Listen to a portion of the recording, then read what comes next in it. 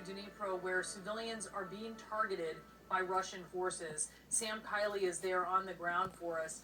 Sam, Russian targeting is now moving into the center of the country where you have been. There have been these rather peaceful parts of the country, and it seems like no longer. What are you seeing?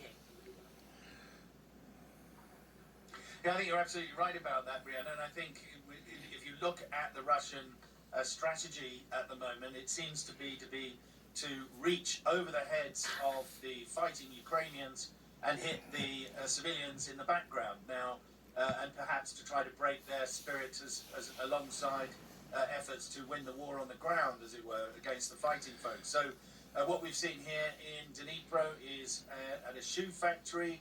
One caretaker was killed in the small hours of this morning when some kind of missile, a substantial missile, hit this factory, destroying most of it. It was mercifully an abandoned factory. Most of the complex is abandoned, and set fire to it. The firefighters were still trying to put those flames out when we got there mid-morning. And at the same time, more or less, there were a strike that fell close to a kindergarten, causing that some damage, and close to a civilian apartment block too in this city. Elsewhere in the country, we've seen airstrikes in Lutsk against the airport, and indeed in the southwest of the country too, against an airport. But this is, I think, what we're seeing here in Dnipro is a sort of foretaste of what people now have come to expect, because they've seen the mass attacks on civilians, particularly in Kharkiv, which is only about 100 miles north of where I am, and also, of course, in the capital, Kiev. Look, I think we have to be so clear, Sam, this isn't an accident. If you look at war zones where hospitals and civilian targets are hit by accident, you will have apologies that come. You know, in the case of the U.S. doing this, sometimes you even have a presidential apology, certainly from some top officials. This isn't an accident, and the message here is clear. It's saying to Ukrainians, you and your children aren't safe anywhere.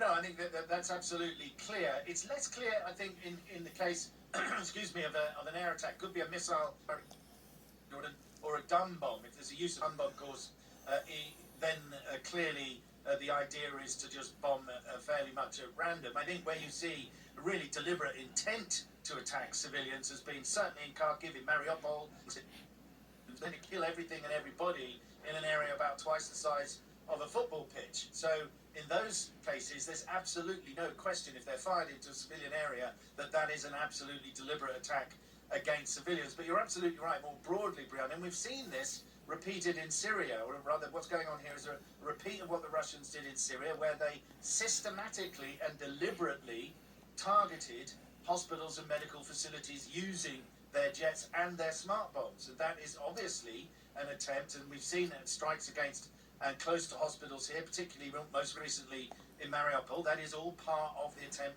to break the will of a civilian population, rather than to break the back necessarily of combat forces on the ground. So they're trying to combine the two, and partly, I think, because to some extent the combat forces have been stalled. They have not been able to achieve the swift victory, the rapid decapitation of the administration here that they had hoped for. So they're switching back to their old-fashioned attacks on civilians, which we've seen before. Remember Grozny, Brianna?